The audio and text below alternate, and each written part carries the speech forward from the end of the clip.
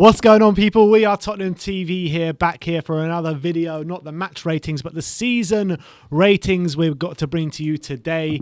To be honest, I haven't looked forward to bringing you this video because there are going to be some brutal ratings in there. Damn right. But look, it's been a long, hard slog this season, and I, for one, are very happy we've seen the back of this season now.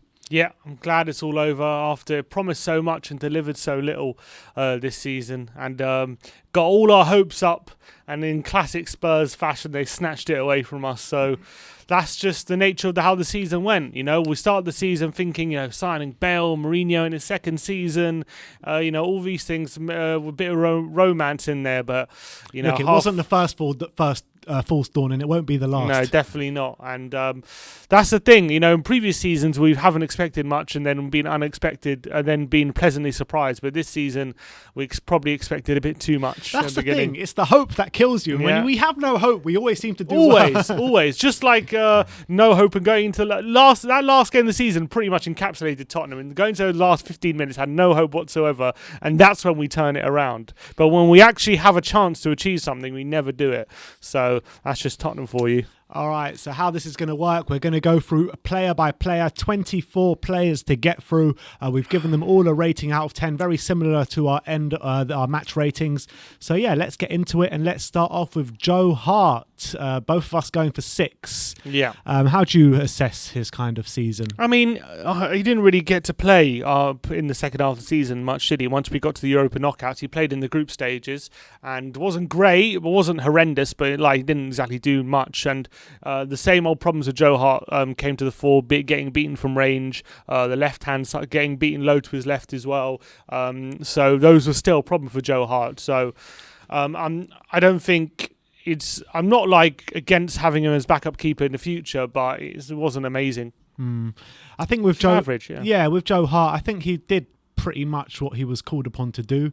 I think he did an okay job in the Europa League with a few mishaps here and there, but 6 is a pretty much fair rating. Yeah, it wasn't horrendous, but it wasn't great either. All right, Hugo Lloris, I gave him a 7. And I gave him an 8.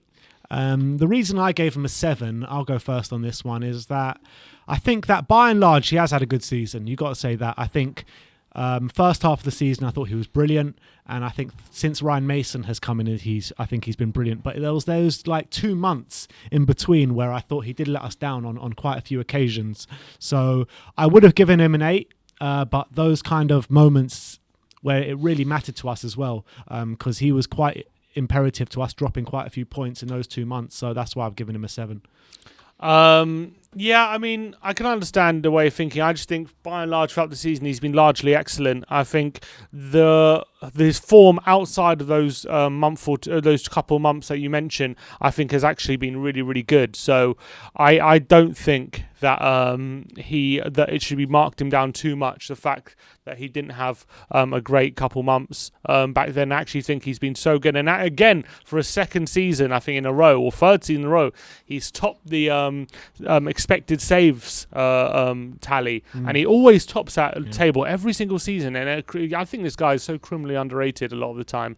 And I think, again, he's had a very good season. I think for some reason, whenever he makes a mistake, he gets a lot more harshly treated than other keepers when he's the one who makes a mistake. Keeper. Maybe, but I think he gets a lot of disrespect, and hopefully he'll start getting the respect he deserves. But I've always had a great season by and large.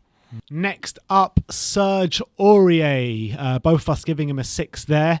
In terms of Serge, I think that he's had a very Serge Aurier season at the end of the day. Yeah, pretty much. Quite a few good performances in there. A lot of bad performances. I mean, second half of the season, I think he hasn't been great. I think, but his first half of the season, I thought he was really good. Well, actually, he started the season. Doherty actually started the season's first choice right back, didn't he? And then obviously he had that game against United where he absolutely smashed it out. United game was second game of the season, wasn't it? It was third, I think, third or fourth. And then he's had a run. I think in terms of actually games played, I think Doherty might have played a couple more than Aurier. I think so. But I think Aurier, Jekyll and Hyde, as we know, or as we know it is with Aurier. So I don't think he's been a disaster. Didn't give away a penalty this season, did he? No, he did against Leicester. Against Leicester, he gave away a penalty. But you just never know which Aurier is going to turn up. That's the most frustrating thing. When he's hot, he is really, really hot. But when he's cold, he is ice cold, like freezing. Like, he is so bad. And it's been the story. I think there's been more good than bad this season from Serge, which is why he's a 6 rather than like a 5 or a 4. He's definitely been our right back of the year. Yeah, but unfortunately, he's just so unreliable that in the big moments when we really need him, he's a lot of the time he's found wanting, and that's the biggest disappointment. Yeah. Ben Davies. We've both given him the same as Serge Aurier, actually. But now thinking of that, I think Aurier has been better than Ben Davies this season. I don't think so. I think they've been both pretty average. I think Davies. I think the difference between Aurier and Davies is when Aurier is really great, he's amazing, and when he's really bad, he's awful. But with Davies, he's pretty consistent all the time. He's always like an average 6. True. So he's never too good. He's never too bad. So I think this season it's been standard Davies. Whenever he's been called upon, he's been solid. He's never going to be a left back where when you're dominating game and he's going to be helping you dominate a flank. But he's also never going to be too exposed where you feel like they're going to score every time, especially when he's fully fit anyway. There was a period where he was being overplayed and he was being caught out a lot. But by and large, I thought it was an average season from Davies. I get what you're saying with Ben Davies, because I think that he has been on a consistent level pretty much the whole season. Obviously, he's had his injury problems this season, and I think that what you're saying when Reguilon was out, I mean, he really put his body on the line for the team, then, didn't he? So I commend Ben Davies for the season. But like I said, I think Ben Davies does. I think a lot of players need to go out the door now, including Serge Aurier, including Ben Davies, and including the next guy who we're going to get onto, which is Eric Dier. Both of us giving him a 5. I was toying between a 4 and a 5. But I think, for me, Eric Dier, I think, for the most part, he's actually defended well this season when he's been on the pitch. But I think it's those moments in games, those lapses of concentration that have really let us down, really let the team down, really let his manager down. And that's why he's got such a low rating. It's because in a lot of the games where we've lost and he's played, he's the one at fault for giving away the goals or giving away fouls and what have you, penalties and stuff like that. Yeah, for me, the only reason he's not lower is because he had a pretty good first half of the season when we were near the top. He was actually defending really well. He was developing a really good partnership with Toby Alderweireld. But since around about January time, his form really fell off really badly. And there was even a period where Mourinho didn't even select him for about over 2 months or something. For a while, Mourinho didn't select him. It wasn't until that, I think it was that Man United game at home when we lost 3-1. It was his first selection for a while.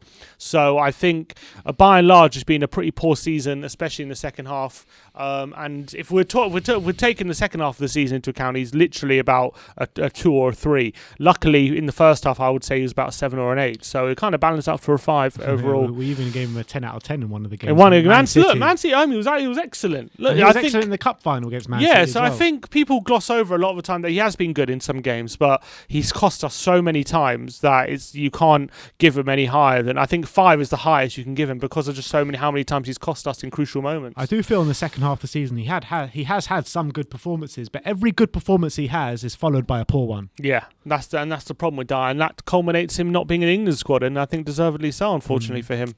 Let's move on to Matt Doherty. 3s all round from us. Look, with Matt, he came with a big reputation from Wolves. Everyone saw the kind of application he put on the pitch for Wolves, being a right back or a right wing back that really arrives late in the box, produces at the other end of the pitch. But we haven't seen any of that in a Spurs shirt. We really haven't. And I think that when you look at him in his last game of the season, you'd probably say that's one of his better performances. And we still only gave him a 6 out of 10. That's the thing. When he's at his best, he's a 6. When he's at his worst, he is like one of the worst players. Exactly. And that's the problem. And I think most of his games this season, he's been in between that, to be honest. So I think Doherty's had a really, really tough first season. I don't think we saw the best of him in terms of, I do think there's a better player in there than what we've seen. However, he's had a really difficult and really poor first season at Tottenham. I do think he's going to stay. I don't think we're going to sell him because I think we gave him a fairly long contract, I think 4-year contract. So I think we'll give him another year to prove himself. But he has a lot of work to do because in that first half of that first season, like, he didn't do any of his best work at going forward, which is what we brought him in for. And defensively, he was just a massive liability. Especially that game against Arsenal comes to mind, where he literally got torn to shreds in that game, and it felt like he was just like defenseless. Like, he couldn't do anything, even even though should have some individual responsibility for how you defend. And I felt like he was powerless a lot of the time to do anything. That's the most worrying thing. So hopefully with a new manager, maybe he can whip him into shape. But it was a really poor first season for that. Yeah, I completely agree. Next up is another debutant in Sergio Reguilon. I gave him a 7. The reason I gave him a 7 is because when he first came into the team, he was a complete breath of fresh air. I mean, everyone was singing his praises, getting up and down, pure quality, providing crosses into the box and stuff like that. Then he got his injury about 3 months ago. And since he's come back from his injury, he's been nothing short of shocking. That's the honest truth. He's been nothing short of shocking. I think if he carried on his first half of the season form up until the rest, I would have literally given him a 9. But because of his kind of last 2-3 months, I've dropped him down to a 7. Yeah, unfortunately, I even dropped it down to a 6, and that how bad he was in the past 2-3 months of the season, which is a real shame because he was one of the best left backs in the league for the opening 3-4 months of the season. But I do think, unfortunately, he dropped off that badly, especially in that last game against Aston Villa, where that pretty much led up to that performance where he had an absolute shocker, and a bizarre own goal, giving away the second goal as well, and ultimately that ended up costing us a place in Europa League when you think about it. So unfortunately, Reguilon just needed that season to end, and I think by and large, when you take the whole season to account, for me it's about 6 out of 10 because I just think that second half season was that bad. But I do think there's a very good player in there, clearly with 5 assists this season, with the quality he showed in that first half. I think I'm not worried at all about him stepping up again next season and being a big member of the team, but unfortunately he just let his standards slip too much, and that's a shame. I think that his defensive work does need a bit of work to it. His attacking displays, I think, have been brilliant. And I think, look, like you said, 5 assists in the Premier League in your debut season is nothing to be sniffed at, let's be honest. So I think 7 is fair, to be honest. But let's move on to Joe Rodon. We gave him a 6. Look, he didn't get on the pitch as much as he would have liked. I think that he was really starting to put his stamp in the team as soon as Jose got sacked, and he never saw a game after that apart from a minute at the end of the last game of the season. So I think that was a bit harsh on him. I do think that if he would have carried on his run in the team when Ryan Mason came in, I thought maybe we could have pushed him up to a 7. But I think with the amount of football he's played, I think he's 6. And I think that he hasn't let us down at all when he's been on the pitch this season. Yeah, I mean, I think a few times he's had poor performances, but it's only natural when, a player from the Championship is getting that kind of responsibility. So I'm not going to be too harsh on him. I do think, I think he's had some really promising performances. I think he's definitely one that potentially could be a good centre-back for us. Whether he's going to be, a starting centre-back for years to come, I think that the jury's still out on that respect. But I do think there's definitely a good centre-back in there with a lot of potential. But unfortunately, he just hasn't had the minutes to get him above a 6 this season. So that's why I gave him a 6. Davinson Sanchez. I gave him a 5. You gave him a 4. You want to go first? Yeah, I gave him a 4 because I think, yet again, the same mistakes are happening with Davinson Sanchez all season long. I think ever since he's come to Spurs, he's been making the same mistakes, and he just hasn't improved in that aspect. I think that his composure on the ball is just absolutely horrendous. He doesn't have any sort of composure when he has the ball to feet. His passing is absolutely terrible. He gets caught ball watching way, way too often. And the only reason he's not lower than a 4 is because I do think in some games this season, he has put in really positive performances. I do think one-on-one defending, he's quite strong. And I think when he's been next to Toby a few times this season, he has put in some really strong performances occasionally. But unfortunately, when push comes to shove, he's just found wanting way too much. And I couldn't give him part over a 4 this season. Yeah. I mean, I gave him a 5 because I think I agree with everything you're saying. I agree that ever since he's come to Tottenham, he's got the same mistakes in him since the first season, since now. Very sloppy, gives away a lot of penalties.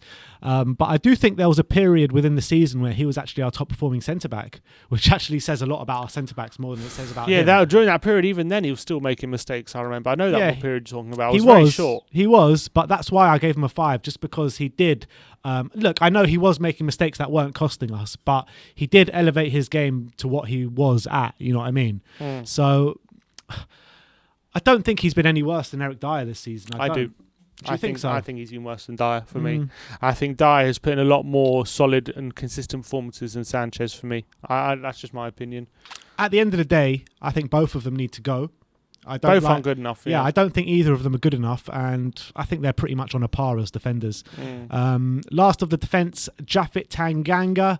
Both of us giving him a 6. I mean, he didn't get on the pitch that much. When he did, he was predominantly at right back. I think he did well. He didn't do amazing, but he did well. Yeah, that's all I can say. I think if there was a few games he didn't look that comfortable at right back, and then a few games he did. So Peter Jekyll and Hyde in that kind of respect. In Europa League, when he was playing a centre back, he was fairly good. Didn't really have anything bad to say about him. And then he obviously started the League Cup game against Chelsea, where he was a bit hot and cold in that one. So look, unfortunately, he didn't. And again, another player who didn't get enough minutes on the pitch to really justify a higher rating. But when he was on the pitch, he was solid. So that's why I gave him a 6. I said that was the last defender, but this is actually the last defender. Toby Alderweireld. We both gave him a 7. Yeah. Best defender at the club, for sure. And he showed that in his performances. I mean, he did have a time where Jose Mourinho did kind of outcast him for quite a number of games, which nobody could understand. But look, throughout the whole season, when you consider the whole season, he's definitely been our best defender. Most composed, his pings out from the back, his passing range. I mean, look, you got to say, he's head and shoulders above any of those centre-backs in our club. Yeah. And maybe he doesn't have the legs he used to, but there were definitely some games this season where I got flashbacks to the Toby of old, that's for sure. And I think that for sure, it says more about our centre-back options, but he's definitely been our most consistent defender, our highest performing defender. And when he is good, he is really, really been great this season for us. And our best period of the season was with him and Dier at centre-back, and he was making very little mistakes. And I think throughout the season, he's definitely been the one shining light from the centre-back partnerships. But unfortunately, it hasn't been enough. I think too much. He's been surrounded by too much incompetence to have made a real difference. And unfortunately, even though it's only a 7 out of 10, that's the highest we've given for a defender this season, and that shows how poor we think our defence has been. Like, only you gave Reguilon a 7, but other than that, no one else got above a 6, which is how our defence has been. All right, and let's move on to Pierre-Emile Hojbjerg. Definitely one of our performers of the season, that's for sure. Look, we both gave him an 8, and I think the one down mark on him is nothing to do with him. It's to do with the way the squad is, but he's definitely been overplayed this season. Yeah. Pretty much week in, week out, playing, no matter who we're playing against. Europa League, he was playing. Premier League, he was playing. Literally every single game, apart from 1 or 2 games he's played this season. So that is a reason why he didn't get probably more than an 8, because if he played less, he would probably have more energy for some of the more important games, which he could have performed more in. I think for the most part, he's had a brilliant season. Midfield general in the middle, breaking up play, even some of his passing range, some of his assists have been brilliant this season. So as a first season, Pierre has been brilliant. I really like him as a player. I like him as his mentality. But he is found wanting in summer games, but I'm not sure if that's because he's been overplayed or because of the player he is. I just don't. I think he's had a fine first season. I think he's was a breath of fresh air in terms of we hadn't seen a midfielder like him since the likes of Wanyama. Pretty much has been at the club, a midfielder who's basically a purely in terms of defensively making loads of tackles, like running, making a lot of covering a lot of ground and stuff like that. So he was definitely a breath of fresh air at the beginning of the season, and I think for the first half of the season he was one of the best defensive midfielders in the league. I do think in the second half of the season he did get not found out, but I think his passing started to wane quite poorly. Started to get overrun a bit. Yeah, he definitely started to get overrun a bit. He definitely didn't get helped by his other midfielders, and that was a massive shame for him. He definitely started to struggle a lot more second half of the season, especially I would say in the last quarter of the season for sure.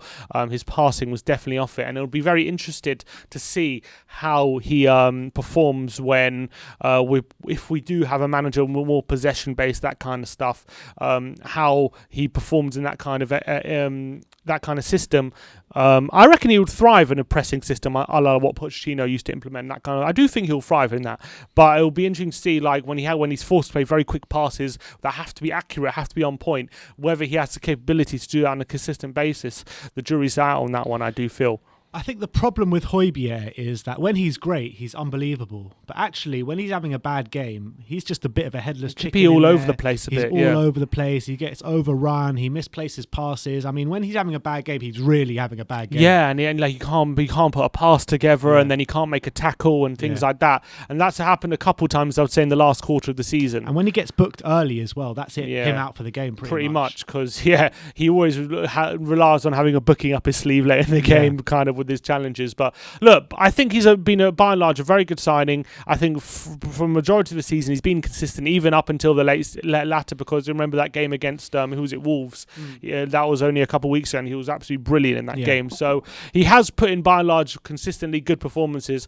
And just unfortunately, the last quarter it did seem to wane quite badly. So hopefully next season, if we get him some support, Oliver Skip coming back in this team, maybe allow him some road to Don't underestimate him having competition as well, because not only him having competition and the power of competition and that, but also just like him getting a bit of a rest as well. Exactly. During the Conference League and what have you. Exactly. So hopefully next season under a new manager as well, he can keep up those performances throughout the season. All right, next up, Giovani Lo Celso, 5s all round from us.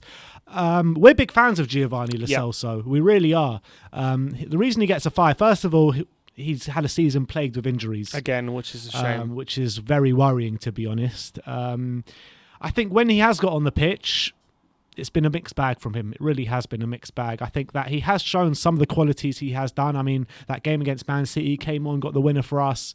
I think that he's shown some sort of skill set that we have been missing and we can do with for next season. But I think on a whole, he just hasn't done enough when he has been on the pitch. Yeah, I would agree. I think a lot of his good work does go unnoticed by a lot of fans. I think people think that he does absolutely nothing when actually he's actually very involved, and especially in the last quarter of the season when he's had quite a bit more time on the pitch.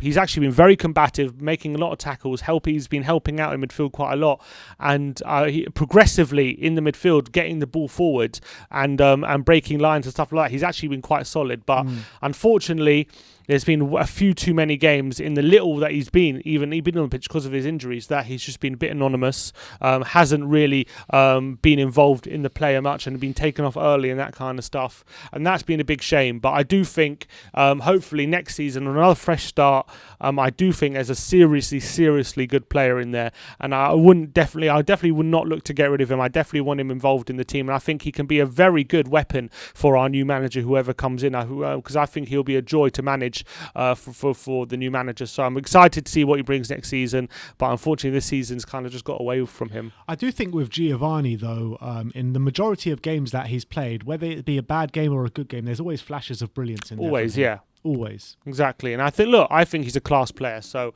I'm looking forward to what he can bring. I just think this season was one that unfortunately passed him by, and it's a massive shame. And I can understand a lot of fans' frustrations, but I think just be a bit patient. I think you'll be pleasantly surprised to what he can bring. Yeah, and talking about flashes of brilliance, next up is Tanguy Ndombele. We've both given him a 7. What did we give him last year? Very, very low, wasn't it? It was like a 3, we gave him a 3 or a 4 or something. I can't remember off the top of my head. But with Tanguy, I think first part of the season, you could say he was in a good moment, but he couldn't finish the 90 minutes. He got his fitness up and he turned into our best central mid. Well, I mean, him and Hojbjerg were working really well together, weren't they? In that deep role. And, the moments he was providing for the team, he was getting back, he was getting forward. He looked really fit and he was providing some really, really good energy to the team. It was around that time we were playing Sheffield United, that moment. Yeah, it was great. And, that goal against Sheffield United, first of all, absolutely insane. And, the sheer quality this guy has, I mean, like Jose Mourinho says, his technical ability could be up there with the best in Europe. Yeah.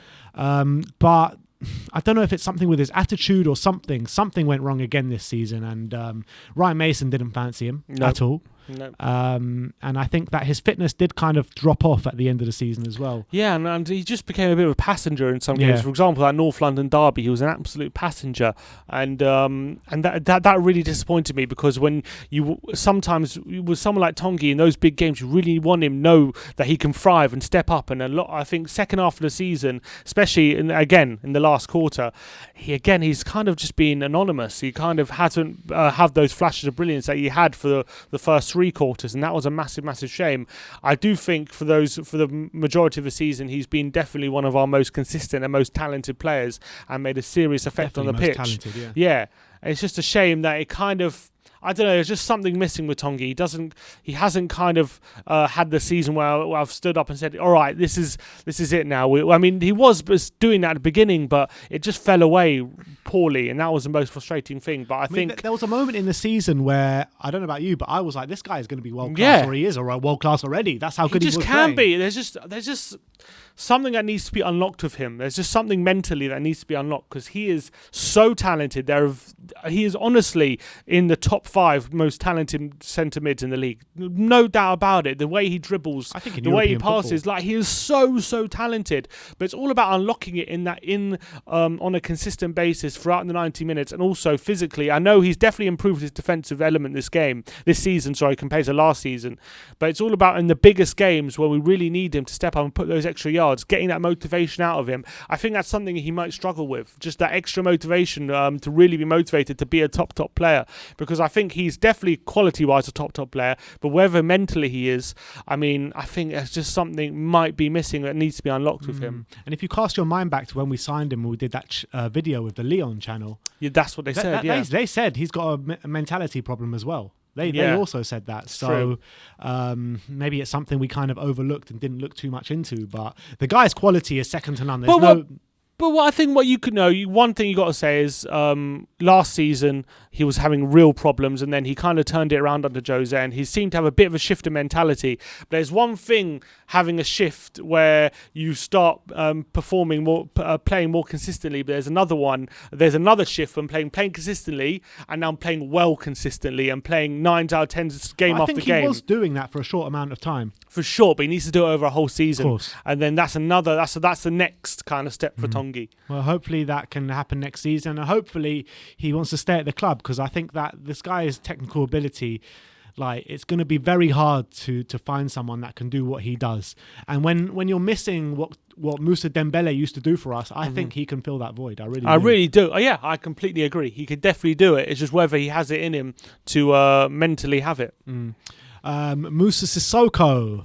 Both of us giving him a 4. You want to take this one away first? Yeah, I think Sissoko, first half of the season, when he was playing together with Hojbjerg, and we were playing this really low block system, and we were playing on the counter. With Tanguy number 10. Yeah, Tanguy is number 10, and we were defending really well as a team. We were playing well, and I thought he was actually contributing very well. He was being very consistent. But then something flipped with him, a switch flipped with him, and the second half of the season he was dreadful. Absolutely dreadful. Every time he got on the pitch, he really annoyed me. He wasn't even running for come the second half of the season. He really frustrated me. On social media, just jogging, walking around, not having a care in the world. Beggars believe how he's in the Euros. I don't know how he's managed it, but I think he really dropped off seriously in the second half of the season, and that's why I've given him a 4. I think I acknowledged his good first half of the season. That's why it wasn't lower than a 4. So I just think it's time we cut our losses with Sissoko and sell him for a cut price this summer and make room for the squad, I think. Yeah, I don't know if it was that age that caught up with him, or his legs just aren't at it anymore. I don't know. But something did definitely happen in that second half of the season, and I was shocked and appalled what kind of things he was doing on that football pitch. I really was. And yeah, I think you're completely right. It's time for Moussa to go. It's time for him to go, because when he's not putting those legs in on the pitch, he doesn't provide anything. Nothing. And how often did we end the game this season with Sissoko and Hojbjerg in midfield? And that really annoyed me. For some reason, for Jose Mourinho, he was always the first sub. When we were losing, winning, drawing, whatever, he was always our first sub. Yeah. And that pissed me off as well. Let's move on to Harry Winks. Obviously, you give him a higher mark than me. I gave him a 2, you gave him a 3, and I'll tell you why I gave him a 2 is that I don't feel that he provided anything positive in any game against any good opposition. I think the only time I saw him play well was against Wickham, Stoke, and a few games in the Europa League against shit opposition. Against any sort of competent opposition in the Premier League, even in the Europa League, he was shocking. I remember there was a few games he played quite well. I remember Southampton early in the season, he had a decent game. I remember when we beat Leeds 3-0 midway through the season, he started and had a pretty decent game. And obviously those other games, which were obviously in the League Cup and FA Cup and whatnot. But they still, you still wanted to turn up and put in a good performance, which he did. So that's why I gave him a 3. But even for me, who was trying to defend him throughout the season through a lot of people getting on his back. Ultimate Winks apologist. And look, ultimately he let me down especially for the majority of the season. He let me down big time. There was some games where it was laughable how bad he was. I remember that Everton away in the Cup. Yeah. That one really stands out to me as a game where he was so bad that I couldn't believe what I was seeing. I couldn't believe he was a Premier League player. That awful cameo. Who was that against? Yeah, against Everton. In the Cup. Yeah. He came on with I think just for extra time, and he was one of the worst performances I've seen from any player in any competition in my life from Harry Winks, and that really pissed me off, and that really disappointed me. I do think that for Harry Winks, that when he first broke into the team a few years ago and he was putting in those performances like against Madrid and stuff, and he was putting some really strong performances, and we thought he had a big future, but this season's been a massive step backwards for him, absolutely massive step backwards, and he really needs to get his priorities straight, because he was concentrating on getting game time and being in the Euros, but he was absolutely nowhere near that squad, and that's not a thing to do with the game time he had, it's to do with how good he's been, and he's not been good enough whatsoever. And even since Mason came in, Mason's given him opportunities to play, and even then he hasn't really stepped up and taken them for me. So unfortunately Harry Winks has a lot of work to do going into next season, and he needs to shape up if he wants to be part of this squad next season. Yeah, I mean, he's one who I think we should get rid of this season as well, this summer. But let's move on to Steven Bergwijn. I gave him a 4. You gave him a 5.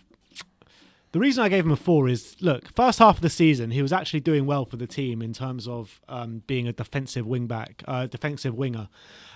He was tracking back well. He was getting forward well. He was getting his chances. He just couldn't finish his dinner at some points in the season. But then Mourinho got the hump with him, didn't he? And then we never saw him second half of the season. Yeah. Literally never saw him. So he didn't play enough football.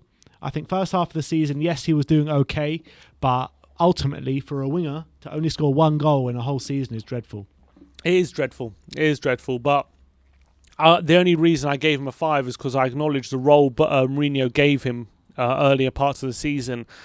Clearly wasn't to get forward that much, and was to track back and do all that kind of stuff. I remember against Man City, even just not even tracking back, even going forward, he had a fantastic game, even and things like Liverpool, that. Against Liverpool, if he finishes those chances, we probably go on and win the game. Yeah, like there was a lot of moments where he played. I thought he was playing quite well, and I thought it was very harsh for me, to cast him out like he did and not give him any minutes whatsoever. And that would be a very big disappointment to him. I think getting 1 goal obviously is a massive disappointment. He clearly had a crisis of confidence throughout the season, and things in front of goal just weren't working out for him. But I do think when he was on the pitch, he was okay. I don't think he was terrible, and I think a lot of the time he did the job that was asked of him. So that's why I gave him a 5, but it was a generous 5, I think.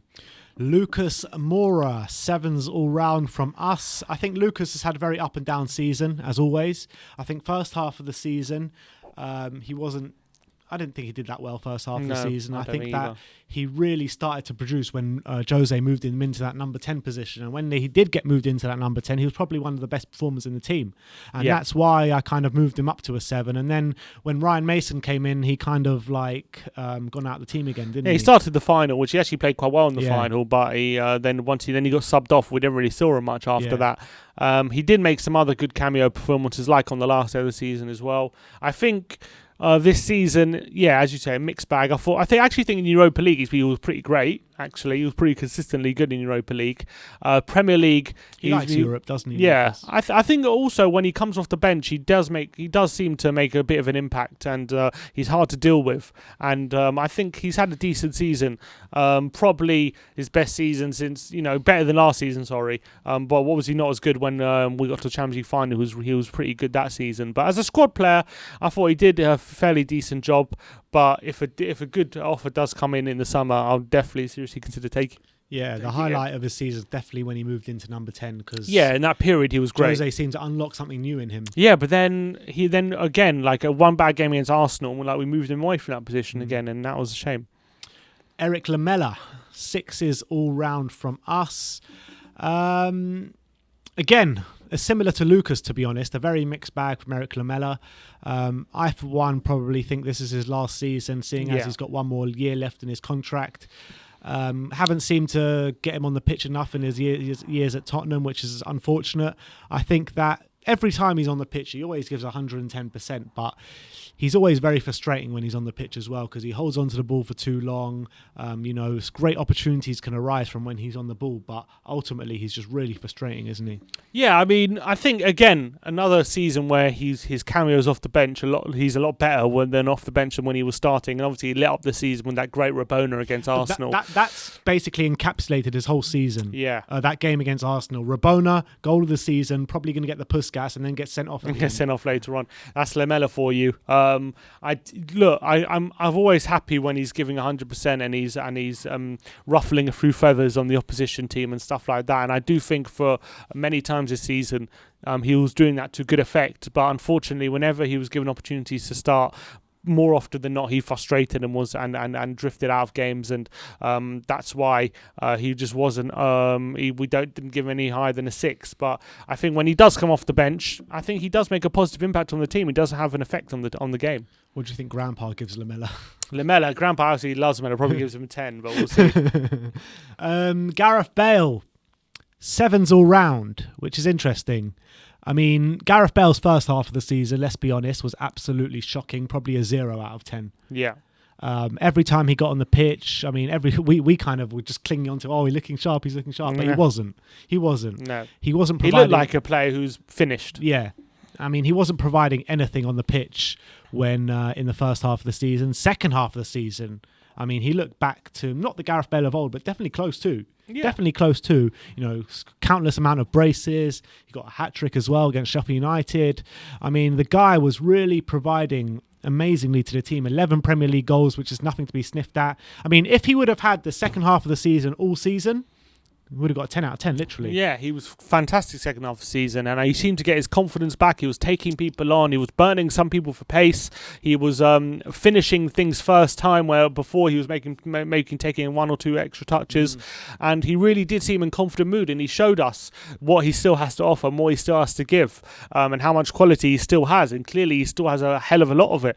Unfortunately, as you say, that it took him a while to really get into the swing of things, and that's probably why he doesn't get any higher than a 7, because unfortunately he just didn't have the minutes to really tell me that he had an unbelievable season. But when he did get on the pitch, I thought he played really well by and large, and I think 16 goals as well over the whole season, which is a pretty good tally, not far off 20 goals. So I think I would happily have him again next season if a new manager wants him, and I think he's got so much more quality to give, and he can be a very, very big weapon if we have him again in the squad. But it remains to be seen whether we'll bring him back. I really, really hope we bring him back, man, because the quality he's shown second half of the season, I mean, it's very hard to come by that kind of quality. Agreed. Harry Kane, I mean, what can we say about this guy, Harry Kane? 10s all round, absolutely phenomenal season, golden boot, playmaker of the year in the Premier League.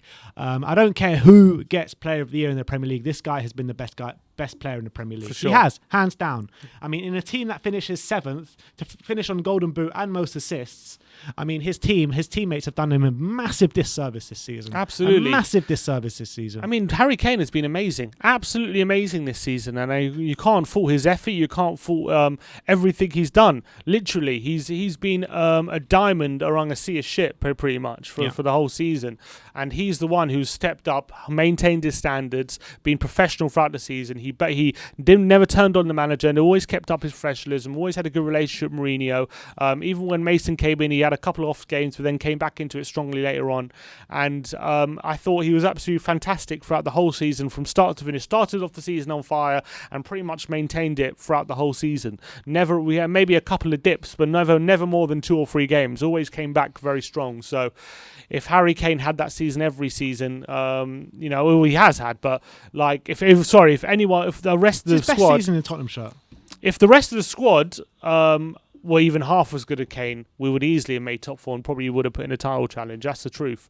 Harry Kane was absolutely brilliant. The assists he added to his game just shows another element to how good he is. But 50 goal contributions throughout the season is exceptional in 46 games as well. So absolutely brilliant for Harry Kane. What more can we say? I hope he wins Player of the Year because I think he deserves it in my opinion. But if he doesn't win Player of the Year, it's because the rest of the team have let him down, not because he's been bad. Because he has been the best player in the league this season, but unfortunately, because we finished 7th, I think they'll find it hard to give it to him. The thing is with Harry Kane as well, like I keep saying in literally every one of my player ratings and every one of my streams and stuff, I said he's been our best defender, best midfielder, and best attacker. So he probably deserves more than a 10 out of 10, to be honest. Honestly, Dele Alli. This is going to be 2s all round for Dele. I mean, look, he has been, apart from, isolated events like that overhead kick and the game a couple of weeks ago, was it against Wolves, where he played really well? Yeah. Apart from that, he's been shocking every time he's been on the pitch. Yeah, he's been poor. First of all, he hasn't gone on the pitch that much, and when he has gone on the pitch, he hasn't shown anything other than just flakiness, pretty much, just inconsistency, not an ability to lose the ball in the most simple situations. He just looked lethargic. He was sloppy, so sloppy throughout the season. That's the most disappointing thing. There was a period, I remember, like against Fulham, he came on and looked like, maybe like Mourinho and Dele said they put their differences aside and they're going to second half of the season he's going to be integrated back in the team, and he came on against Fulham, I remember, and he was good, and we thought maybe Dele will start seeing more game time, but he fell out not long after that. He fell out again on the squad again. There seems to be a big problem. I don't know if it's his attitude or just relationship with Mourinho, or it's something that predates Mourinho, so I don't know if it is his Mourinho problem. I think something's wrong with his attitude in terms of how he's approaching things. And I did see, to be fair to him, when he was on the pitch for the last quarter, I did see a willingness to run and a willingness to press and work hard. So I do think that he's trying to rectify the situation, but it just wasn't working for him throughout the season, and I think it's definitely his worst season in a Spurs shirt. And another player who has a lot of convincing to do going to next season. Carlos Vinicius, on loan from Benfica. We gave him a 6 all round. I mean, every time he's been called upon, he's got the goals, hasn't he? Really. Hat-trick in the FA Cup, a bag of goals in the Europa League. Yeah. I mean, he hardly ever played in the Premier League, so you can't really mark him down too much on that. Did get a goal into Villa, didn't he? Yeah, but I mean, all in all, I think he's pretty much done of what's asked of him. Yeah, pretty much. He did his job he was brought in to do, which was play back up to Harry Kane for the Europa League games. Clearly, we didn't trust him in the Premier League, which is a massive disappointment for him. And I do think whenever he was played in the Premier League, he did show a bit of a lack of quality in certain assets of his game, which was a shame. His control doesn't seem that great. When the ball's fizzed into him, I think he struggled to trap the ball and stuff like that. What he's good at was his physicality, his movement, those kind of things were quite good. And his finishing was decent. Do I think we'll keep him on? No, I don't think we will. I think we'll look for a different striker. But I don't think his loan move was a disaster by any stretch. I think he did a decent job throughout the season, and I don't want to. I think he will get another offer from a decent club. I do, but I just don't think he's of the required standard at the moment for Tottenham Hotspur. Yeah, I mean, I'm undecided actually, because you know how it can be first year in the Premier League when you're coming from abroad, especially when you're as young as him. Yeah, well, he's only 25, so he's not that young. Yeah, but I mean, even so, even as a 25-year-old, look at Heung-min Son when he first came in. He wasn't that great first year. Yeah, he wasn't 25 though. He's a bit younger, like 22, 22, 23. But still, the point still stands though. You know what I mean? Yeah, first year in the Premier League. Look at Doherty. First year in the Premier League, I think that to get 10 goals, I know, albeit they're mostly in Europe and the cup games, but to get 10 goals and to basically score every time called upon, I think that's a really good attribute to have. And I think bringing him in, if we were to bring him in second season, I think he would score more than he did this season. Yeah, he's a good poacher. He is a good poacher, and he did well when called upon. So I don't want to disparage him. I just don't. I think a lot of the time when I did see him against high quality opposition, I did think he was found wanting. Let's move on to Heung-min Son. We gave him a 9. I mean, this is his best season in the Spurs shirt for sure. His highest goal output, his highest assist output. He's part of the duo of him and Harry Kane making a Premier League record. So look, I mean, Heung-min Son has been dynamite this season with Harry Kane dropping in deep and Sonny running in behind in the first half of the season was absolutely dynamite. He completely outscored his XG by like double or something. Yeah. Madness. He outscored his XA as well. I mean, this guy has had an absolutely phenomenal season. Just a tiny bit behind Harry Kane in terms of ability and quality. Yeah, I think he really showed his world-class ability this season in terms of consistency throughout the season. I think by and large he's been pretty excellent. I mean, second half of the season he was absolutely phenomenal. He was on another level. He was up there. He was probably level with Harry Kane for the first half of the season. He did just suffer a bit of a dip in the second half. Unfortunately for him, there was about a month where he was still getting assists, but he did drop off on the goal scoring front. So from that's the only reason he gets a 9 instead of a 10. But I do think, that this has been a brilliant season for him, absolutely brilliant season. And if he can keep up these standards, that would be he's a world-class player in that front. It's just a shame he had a tiny dip, but I think it's been a pretty world-class season from Heung-min Son, and I think he's lit up the Premier League with a lot of moments this season, especially that goal against Arsenal in the North London derby. So it's been a great season for Sonny, best goal scoring Premier League season. So that's not much more you can say. Great season from him. Yeah, I think he finished 5th or 6th in the end in the goal scoring chart. Well, 17 goals, so level with someone like Bamford. Yeah. So I think I think 4th even maybe. So yeah, that is. Oh well, first of all with Sonny as well, he needs to sign that contract because if he doesn't sign, he's going to have to leave this summer. Yeah, that's a worrying. It's a worrying thing. He hasn't signed it yet, but we have to wait and see where that leads us. So it's very, very worrying. In terms of Mason and Mourinho, we didn't give them ratings, but I'm going to give Mourinho. A 4, probably. Yeah, that's what I was going to give him. Unfortunately, we dropped off too much when in that second half, and although he got us playing really well, and to be fair, you got to say now, looking back, he probably overachieved quite a lot in that first half of the season. Yeah, I mean, when he left us, we were what, 4 points outside the top 4? Yeah, I'm saying when we were top, he was overachieving quite a lot then. Unfortunately, he couldn't keep that up, and too many times he set us up to kind of sit back when we were leading and stuff like that, and he went way too defensive and way too cautious and ended up costing us a lot of points at the end of games, and that at the end of the day probably cost us a chance at top 4. All those drop points in the last 10 minutes, that's the big killer for us. But in terms of defensively, also don't you forget how we went out the Europa League. Yeah. Oh yeah, he has to take massive responsibility for that. Massive responsibility for not even getting a goal against Zagreb in that game was a massive failure on Mourinho's part. But I think defensively, at the end of the day, given the defenders he had at his disposal, I don't think he could have done too much better in that aspect. I do think all those clean sheets and stuff we were getting and the way we were defending is credit to him at the beginning of the season.